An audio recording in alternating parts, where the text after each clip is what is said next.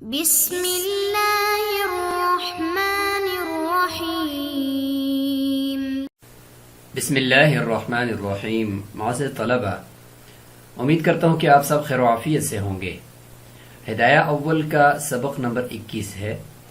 اور ہم بات کر رہے ہیں جانوروں کے جھوٹے سے متعلق، کہ جانور اگر کسی برتن کے اندر منہ ڈال دیں اور ان کا لعاب وہ پانی کے اندر یا کسی کھانے پینے کی چیز کے اندر مکس ہو جائے تو اس چیز کا استعمال یا اس پانی کے ذریعے سے وضو کرنا کیسا ہوگا۔ تو اس کے لیے ہم نے کچھ اصول وضع کیے کہ حلال جانور ہوں گے تو ان کا جھوٹا بھی حلال ہوگا اور حرام ہوں گے تو ان کا جھوٹا بھی حرام ہوگا، چونکہ پسینہ اور لعاب یہ دونوں گوشت سے بنتے ہیں، تو لہذا جو حکم جانور کے گوشت کا ہوگا بعینی ہی وہی حکم وہ اس کے جھوٹے کا بھی ہوگا۔ تو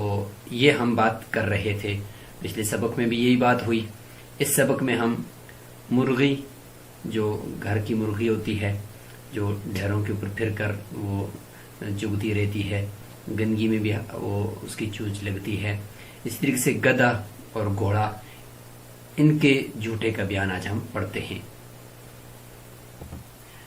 گزشتہ سبق میں بلی کے جھوٹے سے متعلق بات چل رہی تھی، تو اس کے آخر میں یہ جملہ رہ گیا تھا کہ وَلَوْ أَكَلَتْ فَأْرَةً ثُمَّ شَرِبَتْ عَلَى فَوْرِهِ الْمَاءَ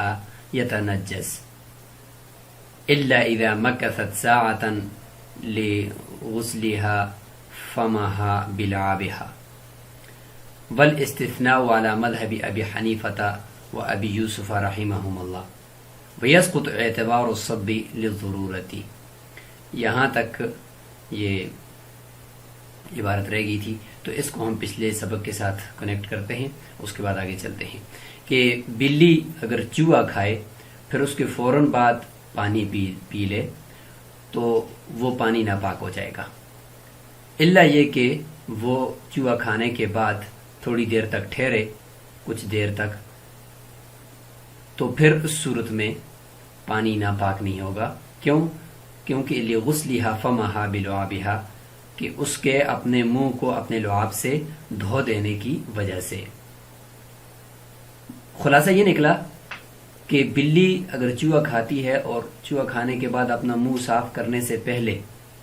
وہ اگر منہ پانی میں ڈال دیتی ہے اور پانی پی لیتی ہے تو وہ پانی ناپاک ہو جائے گا، کہ چوہے کا وہ خون اور وہ سارا کچھ وہ پانی کے اندر مکس ہو جائے گا، چونکہ اس نے منہ کو تو صاف کیا نہیں ہے، تو اس لیے پانی ناپاک ہوگا۔ ہاں، الا یہ کہ اگر وہ تھوڑی دیر تک ٹھہری ہے اور اس کے بعد اس نے وہ پانی کے اندر منہ ڈالا ہے، تو اس کا مطلب یہ ہے کہ اس نے پہلے لعاب کے ذریعے سے اپنا منہ صاف کر دیا ہوگا، اور ایسا کرتی بھی ہے کہ کوئی چیز کھانے کے بعد بلی اپنا منہ صاف کرتی ہے، تو لہٰذا ہم یہ سمجھیں گے کہ اس نے اپنا منہ صاف کر دیا ہے، اس کے بعد کافی دیر کے بعد اس نے منہ پانی میں ڈالا ہے، تو پھر وہی حکم ہوگا جو اس کے جھوٹے کا ہم نے پہلے پڑھ لیا ہے، کہ جھوٹا اس کا مکروہ ہوگا، یعنی پانی اس کی وجہ سے ناپاک تو ہم نہیں کہیں گے کہ طاہر تو ہے ضرورت کی وجہ سے، لیکن مکروہ ہوگا اور نجس البتہ نہیں ہوگا اس صورت میں جب وہ تھوڑا سا ٹھہر کر پھر اس کے بعد منہ پانی میں ڈال دیں۔ والاستثناء علی مذہب ابی حنیفہ و ابی یوسف رحمہم اللہ، یعنی یہ جو استثناء ہے الا اذا مکثت ساعۃ، اس کے بارے میں فرماتے ہیں کہ یہ استثناء شیخین کے نزدیک ہے، چونکہ شیخین کے نزدیک کسی بھی چیز کے پاک ہونے کے لیے یہ ہے کہ اس کی اوپر سے نجاست کو زائل کر دو، چاہے جس بھی مائع یا لیکوڈ چیز سے آپ صاف کریں۔ تو لہذا بلی کا منہ ناپاک تھا، اس نے اپنے لعاب، جو لعاب اس کا مکروہ تھا، ضرورت کی بنا پر مکروہ سمجھا گیا، ورنہ تو نجس ہی ہے، لیکن ضرورت یہ تھی کہ وہ چونکہ ہر مرتبہ انسانوں کے ارد گرد گھوم رہی ہوتی ہے، تو اس ضرورت کے پیش نظر اس کے لعاب کو وہ مکروہ کے درجے میں لایا گیا اور طاہر سمجھا گیا۔ تو اس ضرورت کے پیش نظر شیخین کے نزدیک ہم یہ سمجھیں گے کہ اگرچہ اس نے لعاب کے ذریعے سے اپنا منہ صاف کیا، لیکن بہرحال اس کا منہ صاف ہو چکا ہے، تو یہ ان کے نزدیک ہے۔ اور چونکہ امام ابو یوسف رحمۃ اللہ علیہ کے نزدیک پانی بہانا، جیسے کہ ہم نے گزشتہ اسباق میں پڑھا کہ طہارت کو حاصل کرنے کے لیے پانی جسم پر بہانا ضروری ہے، تو وہ یہاں پہ ساقط ہو جائے گا کہ چونکہ لعاب کے ذریعے سے پانی بہانے والا تو نہیں ہو سکتا، لہٰذا ویسقط اعتبار الصب للضرورت، یہاں پر پانی بہانے کا جو اعتبار ہے وہ ساقط ہو جائے گا۔ ضرورت ہے یہاں پر کہ بلی ہر وقت آتی ہے، وہ چوہا بھی کھا رہی ہوگی، وہ اور غلاظت کے اندر بھی منہ مار رہی ہوگی، لیکن اس کے بعد وہ برتنوں میں بھی آ رہی ہوتی ہے۔ اس ضرورت کے پیش نظر یہاں پہ ہم یہ کہیں گے کہ اگر اس نے اپنا منہ صاف کیا پنجوں کے ذریعے سے یا لعاب کے ذریعے سے، اس کے بعد وہ اس نے منہ ڈالا تو وہ پانی ہم اس کو نجس نہیں کہیں گے۔ تو بہرحال یہ ہو گیا۔ اب آگے چلتے ہیں۔ وَسُعْرُ الدَّجَاجَةِ الْمُخَلَّاتِ مَكْرُوهٌ، وہ مرغی جو باہر پھرنے والی ہے، مخلات ارد گرد ڈیروں پر پھرنے والی جو مرغی ہے، اس کا جوٹا مکروہ ہے۔ وجہ، ویسے تو مرغی تو حلال ہے اور اس کا گوشت حلال ہے، تو اس کے منہ میں جو اس کا پانی ہوگا یا اس کے لعاب سے جو پانی کے اندر وہ مکس ہوگا تو پھر تو حلال ہونا چاہیے۔ مکروہ کیوں ہے؟ وجہ بتا رہے ہیں کہ لِأَنَّهَا تُخَالِطُ النَّجَاسَةَ، اس لیے کہ یہ نجاست کے ساتھ وہ اس کی جو چونچ ہوتی ہے وہ ملتی ہے اور نجاست کے اندر وہ لگی رہتی ہے، تو اس لیے ڈھیروں کے اوپر گندگی کے اوپر پھرنے کی وجہ سے اس کی چونچ ناپاک ہوتی ہے۔ وَلَوْ كَانَتْ مَحْبُوسَةً، لہٰذا اگر وہ محبوس کر دی جائے، یعنی اس طور پر اس کو پنجرے کے اندر بند کر دیا جائے کہ لا يصل منقارها الى ما تحت قدميها، کہ اس کی چونچ وہ اس کے قدموں تک نہ پہنچے، قدموں کے نیچے تک، زمین تک نہ پہنچے، اس طریقے سے یعنی اس کا جو باقی حصہ اندر پنجرے کے اندر ہو اور اس کے سر کو کہیں کی سوراخ کر کے باہر ایسے نکالا گیا ہو کہ اس کے سامنے اس کی خوراک رکھی جائے اور اس کا جو سر ہے وہ نیچے زمین کے ساتھ نہ لگنے پائے، تو اگر چند دن تک اس طریقے سے اس کو کیا جائے تو یا اسی طریقے سے اس کو حفاظت کی جا رہی ہو تو اس صورت میں پھر اس کا جھوٹا لا یکرہ، مکروہ نہیں ہوگا۔ اگر کسی پانی میں وہ چونچ مارتی بھی ہے تو وہ مکروہ نہیں ہوگا۔ لوقوع الامن عن المخالطۃ، کیونکہ نجاست کے ساتھ مخالطت اور نجاست کے ساتھ اس کا ملاپ اس کی چونچ کا وہ نہیں ہوگا، اس سے امن ہو جائے گا۔ وکذا سؤر سباع الطیر، اسی طریقے سے جو چیر پھاڑ کرنے والے پرندے ہیں ان کا جوٹا بھی وہ مکروہ ہے۔ وجہ یہ ہے کہ لأنها تأکل المیتات، اس لیے کہ وہ مردار کھاتے ہیں، جیسے کہ گدھ ہے اور اسی طریقے سے کوا ہے، اور کوا تو چیر پھاڑ کرنے والا نہیں ہے لیکن یہ کہ مردار ہے، بہرحال وہ بھی گندگی کھاتا ہے۔ اسی طریقے سے چیر پھاڑ کرنے والے عقاب ہیں، شاہین ہے، تو لأنها تأکل المیتات، مردار کھاتے ہیں، اس لیے ان کی چونچ ناپاک رہتی ہے۔ فأشبہ المخلات، یہ بھی وہ باہر گھومنے پھرنے والی مرغی کے مشابہ ہو گئے۔ ویسے تو اگرچہ وہ ناپاک یعنی ان کا گوشت حرام ہے، لیکن ان کی چونچ اگر چونکہ ایک ہڈی ہوتی ہے تو چونچ تو ان کی عام طور پر ناپاک نہیں ہونی چاہیے، لیکن یہ والے جو پرندے ہیں یہ حرام کھاتے ہیں تو اس لیے ان کی چونچ ناپاک سمجھی جائے گی۔ وعن ابی یوسف رحمہ اللہ، امام ابو یوسف رحمہ اللہ سے ایک روایت یہ بھی ہے کہ انہا اذا كانت محبوسة ويعلم صاحبها انه لا قدر على منقارها لا يكره، اگر ایسا ہو کہ یہی پرندے چیر پھاڑ کرنے والے پرندوں کو اگر روکا جائے، محبوس کیا جائے پنجرے کے اندر، اور اس کا مالک یہ سمجھتا ہو کہ ان کی چونچ کے اوپر کسی قسم کی کوئی گندگی نہیں ہے، تو اس صورت میں اگر وہ کسی برتن کے اندر چونچ مارتے ہیں تو وہ پانی جو ہوگا وہ مکروہ نہیں ہوگا، ان کا جھوٹا مکروہ نہیں ہوگا۔ فاستحسن المشائخ هذه الروایت، اس روایت کو امام ابو یوسف رحمۃ اللہ علیہ کی اس روایت کو مشائخ نے بہت ہی اچھا سمجھا ہے اور اسی کے اوپر ہی فتویٰ دیا ہے۔ وسؤر ما يسكن البيوت كالحية والفأرة مکروہ، اسی طریقے سے وہ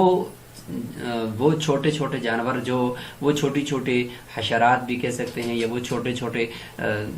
جانور حیوانات جو گھروں کے اندر رہتے ہیں ان کا جھوٹا مکروہ ہے، جیسے کہ سانپ ہے اور چوہا ہے، کیونکہ ویسے تو یہ ناپاک ہیں، نجس ہیں، لیکن چونکہ گھروں کے اندر ہوتے ہیں اور ہر وقت گھروں کے اندر موجود رہتے ہیں تو حرج ہے کہ اگر ان کے جوٹے کو ناپاک کر دیں یا نجس کر دیں، تو اگر کہیں پہ پانی کی قلت ہے تو ان کے جوٹے کو بھی اگر ناپاک کر دیں گے تو بہت بڑا حرج لازم آئے گا، اس لیے مکروہ کے درجے میں کر دیا۔ لأن حرمت اللحم اوجبت نجاست السؤر، اس لیے کہ جو گوشت کا حرام ہونا ہے اس نے واجب کر دیا ہے ان کے جھوٹے کے نجاست کو، کہ جس طریقے سے گوشت حرام ہے تو جھوٹا بھی حرام ہے، الا انه سقطت النجاست لعلت الطواف، لیکن طواف یعنی بار بار گھومنے پھرنے، گھر کے برتنوں کے اندر، گھر کے جگہوں کے اندر بار بار طواف کی وجہ سے، بار بار ان کے گھومنے کی وجہ سے نجاست کا جو عنصر ہے وہ اس سے ساقط کر دیا گیا، فبقیت الکراہت، البتہ کراہت باقی ہے، مکروہ تنزیہ ہوں گے کہ اگر اس کا پانی کوئی اور موجود ہے تو صاف پانی، تو پھر ان کا جھوٹا استعمال نہ کیا جائے، اگر نہیں ہے تو پھر کرنا جائز ہے۔ والتنبیہ علی العلت فی الحرہ، اور یہ جو علت ہے اس کی، یعنی یہ جو چوہے اور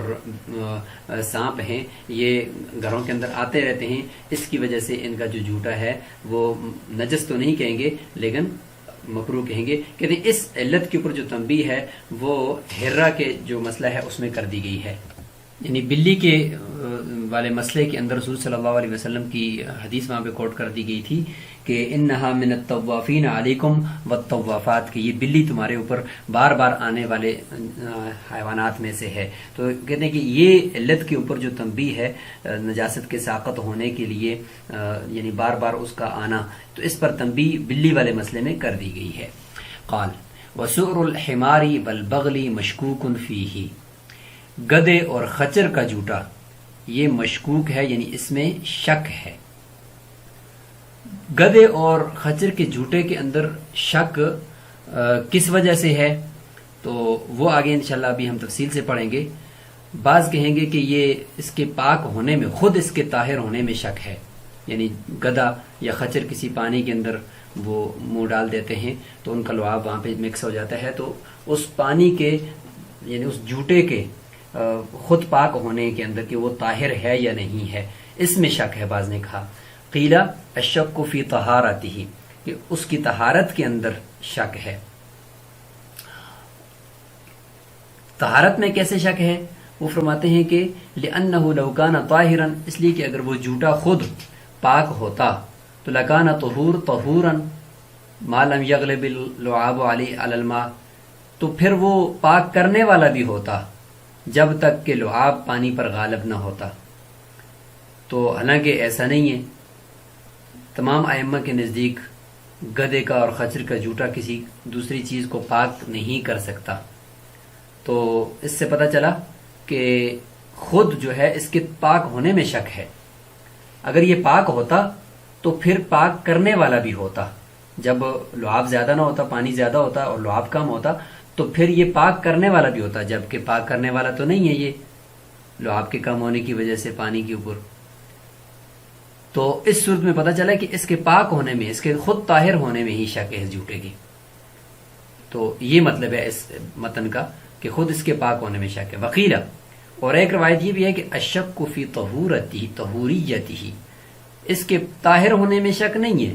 اس کے طہور ہونے میں شک ہے، یعنی پاک، خود پاک ہونے میں کوئی شک نہیں ہے، خود پاک ہے اور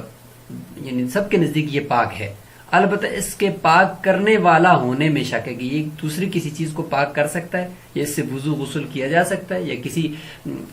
چیز کے اوپر اگر ناپاک چیز کو کے اوپر اس جھوٹے کے ذریعے سے دھویا جائے تو وہ پاک ہو جائے گی، اس میں شک ہے۔ اچھا، دلیل کیا ہے کہ اس کی طہوریت میں شک ہے، خود طہارت میں شک نہیں ہے؟ اس کی دلیل یہ کہ لأنه لو وجد الماء المطلق، اگر کسی آدمی نے مسح کیا ہوا تھا پہلے اسی گدھے کے جھوٹا کا جو پانی تھا اس سے مسح کیا ہوا تھا، بعد میں اس کو مائع مطلق ملا، تو لا یجب علیہ غسل رأسہ، تو اس کو اپنے سر کو دھونا واجب نہیں ہے۔ تو اگر یہ پانی خود، اگر یہ اس کی صفت طہوریت میں شک نہ ہوتا، مطلب یہ کہ اگر یہ خود پاک نہ ہوتا، یہ پانی اگر خود طاہر، جھوٹا یہ خود طاہر نہ ہوتا، تو پھر ظاہر ہے کہ اس کے طاہر ہونے میں اگر شک ہوتا تو پھر جب یہ مائع مطلق ملا تھا تو گدھے کے جھوٹے سے مسح کرنے والا شخص کو پھر لازم قرار دیا جاتا ہے کہ اپنے سر کو دھوئے، کیونکہ اس نے نجس پانی سے یا مشکوک پانی سے مسح کیا ہے، جبکہ اس کے اوپر لازم نہیں ہے ائمہ کے نزدیک کہ وہ اپنے سر کو دھوئے۔ تو اس سے پتہ چلا کہ خود طاہر ہے، یہ دلیل سے پتہ چلی کہ یہ خود طاہر تھا، اسی لیے تو کیونکہ اس میں کوئی شک نہیں تھا، اسی لیے تو اس کو دوبارہ حکم نہیں دیا پانی ملنے کی وجہ سے، مائع مطلق ملنے کی وجہ سے۔ لہذا پتہ چلا کہ خود تو طاہر ہے، البتہ اس کی طہوریت میں شک ہے کہ کسی چیز کو پاک کر سکتا ہے یا نہیں کر سکتا، اس میں شک ہے۔ وَقَذَا لَبَنُهُ طَاهِرٌ، اسی طریقے سے صاحب ہدایہ فرماتے ہیں کہ لبنُهَا ہونا چاہیے یعنی گدی کا، لیکن چونکہ جنس حمار کی طرف ضمیر راجی کی ہے تو لہذا مراد تو گدی ہے، دودھ گدی کا ہی ہوتا ہے۔ فرمایا کہ اس کا جو دودھ ہے وہ بھی پاک ہے، پینا الگ بات ہے، پینے کی بات نہیں ہو رہی، یعنی خود وہ دودھ کے اندر کپڑا گر جائے یا دودھ کسی جسم کو لگ جائے تو وہ دودھ پاک ہے۔ اور وَعَرَقُهُ، اور اس کا جو پسینہ ہے، لا يمنع جواز الصلاة، وہ نماز کے جائز ہونے کو روکتا بھی نہیں ہے۔ وَإِن فَحُوشَ، اگرچہ زیادہ پسینہ ہو، فَقَدَا سُؤْرُهُ، لہٰذا جب یہ چیزیں پاک ہیں، گوشت اور اس کا پسینہ، جب یہ گوشت تو اس کا حلال تھا کسی زمانے میں، اور اس کے اوپر روایات ابھی ہم آپ کو دکھا دیتے ہیں، اور اسی کی وجہ سے چونکہ دودھ بنا تو دودھ بھی پھر پاک ہوا، اور اس کی وجہ سے یعنی اسی گوشت سے جو پسینہ بنا، اس پسینے کے ہوتے ہوئے وہ نماز بھی، آپ اگر آپ کے کپڑوں کے ساتھ پسینہ لگ گیا تو آپ نماز بھی ان کپڑوں میں پڑھ سکتے ہیں، وہ نماز کے جائز ہونے سے بھی نہیں روکتے اگر جب وہ زیادہ لگ گیا ہو آپ کے کپڑوں کے ساتھ۔ تو جب گوشت سے بنا ہوا پسینہ یا دودھ اس کی طہارت کا قول کیا گیا ہے، فقط اثر ہو، تو پھر اس کے جو جوٹا ہے گدھے کا تو اس کے بھی طہارت کا قول کرنا چاہیے۔ کیوں؟ اس لیے کہ وہ جو جھوٹا ہے پانی، اس کے اندر تو گدھے کا لعاب ملا ہوگا، تو لعاب بھی گوشت سے بنتا ہے، تو جس طریقے سے پسینہ گوشت سے بنتا ہے تو اس پسینے کے لگنے کی وجہ سے نماز جائز ہو جاتی ہے کپڑوں میں، اور دودھ اس کا بھی وہ پاک ہے، تو اسی گوشت سے اس کا لعاب بھی بنتا ہے۔ لہذا اگر وہی لعاب اس کے لعاب پہ کسی پانی کے اندر گر جاتا ہے تو وہ پانی پھر وہ کم از کم پاک ہی تو ہونا چاہیے، طاہر تو ہونا چاہیے۔ وَهُوَ الْأَصَحُ، یہی احناف کے نزدیک اصح قول ہے، اور یہ امام محمد رحمۃ اللہ علیہ کا قول ہے۔ فرماتے ہیں کہ وَيُرْوَى نَصُّ مُحَمَّدٍ رحمہ اللہ علی طہارتہ، امام محمد رحمہ اللہ کی جو کی صراحت بھی موجود ہے اس کی طہارت کے بارے میں۔ وہ فرماتے ہیں کہ 3-4 چیزیں ایسی ہیں کہ اگر ان کے اندر کوئی پاک کپڑا گر جائے تو وہ ناپاک نہیں ہوتا۔ اس میں یہ کہ گدی کا دودھ ہے، اور اس میں ایک یہ چیز بھی ہے کہ جھوٹا جو گدے کا یا خچر کا، اس کے اندر کوئی کپڑا گر جائے تو وہ ناپاک نہیں ہوتا۔ اس کی انہوں نے صراحت فرمائی ہے اپنے اصل میں۔ تو اس سے پتہ چلا کہ اصل تو یہ ہے کہ احناف کے نزدیک گدے اور خچر کا جھوٹا طاہر ہے، البتہ مطہر ہے یا نہیں ہے اس میں شک ہے۔ اس میں شک کی کیا وجہ ہے؟ وہ یہ ہے کہ وسبب الشک تعارض الادلۃ فی اباحتہ وحرمتہ، کہ دلائل کے تعارض کی جو ہے نا یہ وجہ بنا ہے، دلائل کا تعارض یہ اس کے اندر یعنی اس کے طہوریت کے اندر شک کا سبب بن گیا ہے۔ کس چیز میں دلائل کا تعارض ہے؟ فی اباحتہ وحرمتہ، گدے کے گوشت کے مباح ہونے میں یا اس کے نجس یا حرام ہونے کے اندر دلائل کا آپس میں تعارض ہے۔ احادیث میں بعض احادیث میں اس کے گوشت کے مباح ہونے کا ذکر ہے اور بعض میں اس کے حرام ہونے کا ذکر ہے۔ اب اختلاف الصحابہ فی نجاستہ و طہارتہ، یا صحابہ کرام کا بھی اختلاف ہے اس کے جھوٹے کے نجس ہونے کے بارے میں اور اس کے جھوٹے کے پاک ہونے کے بارے میں۔ یہاں پہ اس کے گوشت سے متعلق بات ہے اباحت اور حرمت، اور یہاں پہ اس کے جھوٹے سے متعلق بات ہے کہ صحابہ کرام کے زمانے سے اختلاف چلا آ رہا ہے کہ حضرت عبداللہ بن عباس کے نزدیک اس کا جھوٹا پاک ہے اور حضرت عبداللہ بن عمر رضی اللہ عنہ کے نزدیک اس کا جھوٹا نجس ہے۔ لہٰذا ان تعارضات کی وجہ سے، اس کے گوشت میں تعارض، اس کے جھوٹے میں تعارض، اس کی وجہ سے شک پیدا ہو گیا ہے اس کے مطہر ہونے میں۔ لہذا نفس طاہر تو وہ ہے، لیکن اب مطہر ہے یا نہیں ہے اس میں یہ شک اس وجہ سے پیدا ہوا۔ وعن ابی حنیفہ رحمہ اللہ، اور امام ابو حنیفہ رحمۃ اللہ علیہ سے ایک روایت یہ بھی ہے کہ انہو نجسن یا انہو نجسن، کہ یہ جو گدے یا خچر کا جھوٹا ہوتا ہے یہ ناپاک ہوتا ہے۔ لہذا عبارت کو آگے چلانے سے پہلے ہم یہاں پر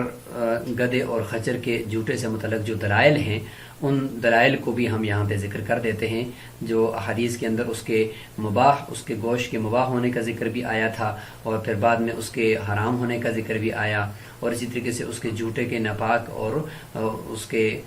جھوٹے کے پاک ہونے سے متعلق بھی جو حدیث ہیں وہ ہم ذکر کرتے ہیں، جس کی وجہ سے اس میں شک پیدا ہوا۔ تو یہ دیکھیں ایک روایت ہے حضرت غالب بن ابحر کی، اور بعض روایت میں ابجر ہے، فرماتے ہیں کہ اصابتنا سنتن فلم یکن فی مالی شیئن، کہ ایک قحط سالی ہمیں پہنچی اور ہمارے پاس کوئی مال وغیرہ نہیں تھا، اطعم اہلی الا شیء من حمر، کہتے ہیں کہ گھر والوں کو یا بچوں کو کھلانے کے لیے کچھ نہیں تھا سوائے گدھوں کے، اور نبی علیہ السلام نے جو ہے حمر اہلیہ کو حرام قرار دیا تھا، تو فقال فرماتے ہیں کہ اور مجھے پھر یہ بھی فرمایا کہ اطعم اہلک من سمین حمرک فانما حرمتها من اجل جوال القریتی یعنی الجلالہ، یعنی یہ کہ حضور صلی اللہ علیہ وسلم نے فرمایا اس کو کہ آپ اپنے اہل والوں کو اپنے گدوں میں سے جو موٹے تازے ہیں وہ کھلا دیا کریں اس وقت۔ تو اس روایت میں گدے کے کھانے کے مباح ہونے کا ذکر ملا، اور یہاں پہ اگر آپ دیکھیں تو حضرت جابر بن عبداللہ رضی اللہ تعالیٰ عنہ فرماتے کہ نہا رسول اللہ صلی اللہ علیہ وسلم یوم خیبر عن لحوم الحمر ورخص فی الخیل، کہ حضور صلی اللہ علیہ وسلم نے خیبر کے موقع پر گدوں کے گوشت کو حرام قرار دیا اور گھوڑوں کے اندر رخصت دے دی کہ اس کا گوشت کھایا جا سکتا ہے۔ تو پہلی روایت سے پتہ چلتا ہے کہ گدے کا گوشت حلال تھا، اس روایت سے پتہ چلتا ہے کہ گوشت حرام ہو گیا تھا۔ اب دیکھیں روایات میں اس میں تعارض بھی ہے، اور جہاں پہ حلال تھا تو وہاں پہ جو وجہ بتائی تھی وہ یہ تھی کہ اس وقت تو یعنی شروع میں تو حلال تھا، بعد میں جب اس کے حرام ہونے کی وجہ یہ بتائی گئی کہ چونکہ یہ بھی ایک آلہ جہاد تھا تو اس لیے تاکہ وہ ختم نہ ہو جائے، گھوڑے کے اندر جو علت پائی جاتی ہے کہ اس کے گوشت کو حرام مکروہ قرار دیا گیا اسی وجہ سے کہ آلہ جہاد ہے، کہیں یہ ختم نہ ہو جائے، کھاتے کھاتے لوگ اس کو ختم نہ کر دیں، تو اس لیے گدھے کے اندر بھی یہ والی علت بعض فقہاء نے لکھ دی۔ تو دیکھیں اب روایات کا تعارض ہو گیا۔ اب اس کے لعاب کے پاک ہونے سے متعلق بھی ایک روایت ہے کہ حضرت معاذ رضی اللہ عنہ فرماتے ہیں کہ کنت ردف النبی علی حمار، میں حضور صلی اللہ علیہ وسلم کے پیچھے بیٹھا تھا ایک گدھے پر جس کا نام عفیر تھا، تو ظاہر ہے کہ گدھے پر حضور صلی اللہ علیہ وسلم نے سواری فرمائی، تو اس کا مطلب یہ ہے کہ اس گدھے کا پسینہ بھی آپ کے کپڑوں کے ساتھ لگا ہوگا، لیکن اس کے بعد حضور صلی اللہ علیہ وسلم نے نماز پڑھی ہے تو انہی کپڑوں میں، اس سے پتہ چلا کہ اس کا پسینہ وہ پاک ہے۔ تو پسینہ گوشت سے بنتا ہے، تو لہٰذا پسینے کو ضرورت کی وجہ سے پاک کر دیا گیا، یعنی سمجھا گیا، اور تو لہٰذا لعاب بھی پھر پاک ہونا چاہیے کیونکہ لعاب بھی گوشت سے بنتا ہے، اور وہ لعاب جس پانی میں جائے گا تو وہ پانی بھی پھر طاہر ہی رہنا چاہیے۔ تو اس طریقے سے یہ دلیل یہاں پہ بن جاتی ہے۔ تو ان روایات کے تعارض کی وجہ سے، اور حضرت عبداللہ بن عمر رضی اللہ عنہ کا قول بھی یہی ہے کہ اس کا جھوٹا ناپاک ہے، ان سب کو دیکھا جائے تو کہیں پہ پاک کہیں پہ ناپاک، اور کہیں پہ دیکھا جائے تو جس طریقے سے ضرورت ایک ہے، جس طرح بلی کے بار بار لوگوں انسانوں کے قریب میں پھرنے کی وجہ سے اس کے جھوٹے کو مکروہ کی طرف لایا گیا نجاست سے، تو یہاں پہ گدھے کے اندر بھی ایک ضرورت ہے کہ وہ بھی لوگوں کے درمیان میں ہی اس کو ظاہر ہے کہ رہتا ہے، اس کو رکھا جاتا ہے، اس پہ سواری کی جاتی ہے، اس کو استعمال کیا جاتا ہے، تو اس ضرورت کے پیش نظر اگر دیکھا جائے تو اس کے جھوٹے کو بھی بلی کے جھوٹے کی طرح کے حکم میں لانا چاہیے۔ تو اس صورتحال کو دیکھا جائے تو اس کا جھوٹے کو طاہر مکروہ میں لانا چاہیے، اور دوسری طرف دیکھا جائے کہ بھئی اس کا گوشت بھی حرام قرار دیا گیا ہے، یہ بلی تو بہت زیادہ گھروں میں آتی ہے بنسبت گدھے کے، گدھا تو کمروں میں نہیں آتا یا کچن میں نہیں آتا، تو اس کو دیکھا جائے تو پھر اس کا جھوٹا پھر دوبارہ نجس ہونا چاہیے۔ تو یہ جتنے بھی روایات کا قیاسات کا جو تعارض ہو رہا ہے، ان سب کی وجہ سے پھر اس کے جو جھوٹا ہے اس کو مشکوک قرار دیا گیا۔ البتہ احناف کے نزدیک پھر بھی اس کے جھوٹے سے متعلق یہ مفتبی قول ہے کہ اس کا جھوٹا خود تو طاہر ہے، لہذا اگر کپڑے کے ساتھ لگ گیا کوئی اس کا جھوٹے کا پانی تو وہ کپڑا ناپاک نہیں شمار ہوگا، البتہ اس سے وضو نہیں کر سکتے،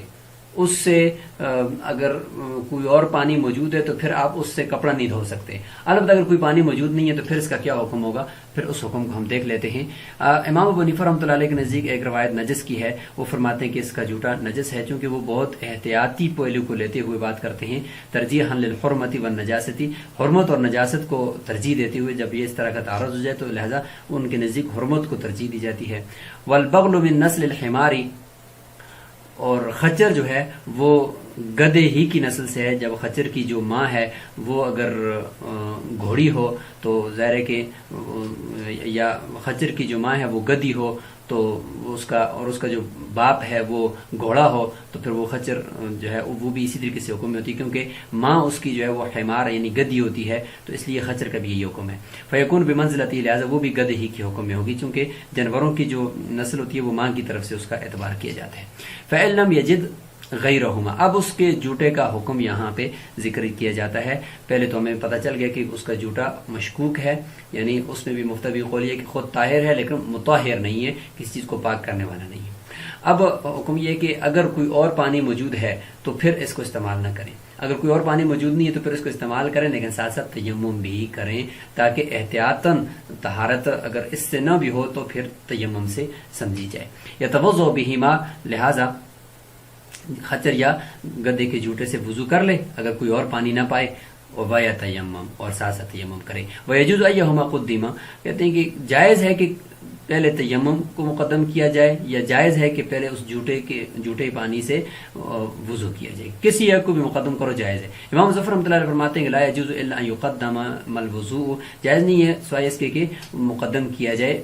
وضو کو، کیونکہ وضو کو پہلے کرنا پڑے گا اور اس کے بعد تیمم کرنا پڑے گا. یہ امام ظفر رحمۃ اللہ علیہ کے نزدیک ہے. دلیل یہ کہ لأنه ماء واجب الاستعمال، اس لیے کہ یہ پانی ابھی جب آپ اس کو خود استعمال کرنا اس کا لازم قرار دے رہے ہیں تو یہ واجب الاستعمال پانی ہے جھوٹا، تو فاشبہ الماء المطلق، تو یہ مائع مطلق کے مشابہ ہو گیا ہے، تو لہٰذا مائع مطلق ہے تو پھر اس کو پہلے استعمال کرنا چاہیے، بعد میں تیمم کرنا چاہیے. ورنہ احناف فرماتے ہیں کہ ان المطہر احدہما، کہ تیمم اور اس جھوٹے میں سے کوئی ایک مطہر ہے،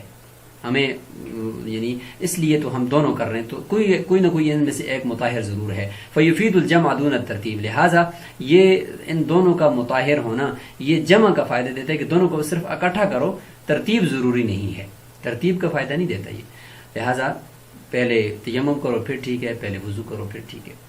وسور الفرس طاہر عندہما، فرماتے ہیں کہ گدے کا گھوڑے کا جو جوٹا ہے وہ پاک ہے، وہ صاحبین کے نزدیک پاک ہے. لأن لحمہ معقول، اس لیے کہ اس کا گوشت تو کھایا جاتا ہے، حلال ہے، البتہ اعلی جہاد ہونے کی وجہ سے اس کی کرامت کی وجہ سے اس کے گوشت کو مکروہ قرار دیا گیا ہے، ورنہ اس کا گوشت تو کھانا حلال ہے. تو لہٰذا جب گوشت حلال ہے تو اس سے بننے والا لعاب حلال ہے، اور وہ لعاب جس پانی میں مکس ہوگا وہ پانی بھی وہ پاک ہی رہے گا. وقضا عندہ، اس طریقے سے امام صاحب کے نزدیک بھی صحیح قول کے مطابق امام صاحب کے نزدیک بھی اس کا جوٹا پاک ہے. ویسے امام صاحب کے نزدیک 4 روایات ہیں. ایک تو یہ ہے کہ اس کا جوٹا بہتر یہ ہے کہ وہ کہتے ہیں کہ دوسرے پانی سے وضو کیا جائے، گھوڑے کے پانی جوٹے سے وضو نہ کیا جائے. اور دوسری روایت میں یہ ہے کہ وہ اس کو مکروہ سمجھتے ہیں کیونکہ اس کا گوشت کھانا مکروہ ہے ان کے نزدیک، تو جوٹا بھی مکروہ ہے. اور تیسری روایت میں وہ اس کو صحیح سمجھتے ہیں، یعنی یہ کہ طاہر سمجھتے ہیں. اور تو اس طریقے سے یہ روایات ہیں، اور اس میں سے صحیح روایت یہ ہے کہ امام ابو حنیفہ رحمۃ اللہ علیہ کے نزدیک بھی اس کا جوٹا پاک ہے. لأن الکراہۃ، البتہ جو طہارت والا قول کرتے ہیں امام ابو حنیفہ رحمۃ اللہ علیہ، تو پھر جب گوشت مکروہ ہے تو پھر جوٹا کیوں طاہر ہے؟ تو اس کی وجہ یہ بتا رہے ہیں کہ لأن الکراہۃ لإظہار شرفہ، البتہ جو گوشت اس کا مکروہ ہے وہ اس کی شرافت یعنی اس کی شرف اور منزلت کی وجہ سے کہ یہ اعلی جہاد ہے، اس کو ظاہر کرنے کے لیے اس کو نہ کھایا جائے، تو گوشت تو مکروہ ہی رہے گا، البتہ جوٹا پھر بھی پاک ہوگا. تو یہاں پر ہم نے گدھا، گھوڑا، خچر اور مرغی وغیرہ کے جوٹے سے متعلق بات کر لی، اور اسی کے ساتھ ہی یہ جوٹے کا جو بیان ہے وہ مکمل ہو گیا ہے. السلام علیکم ورحمۃ اللہ وبرکاتہ.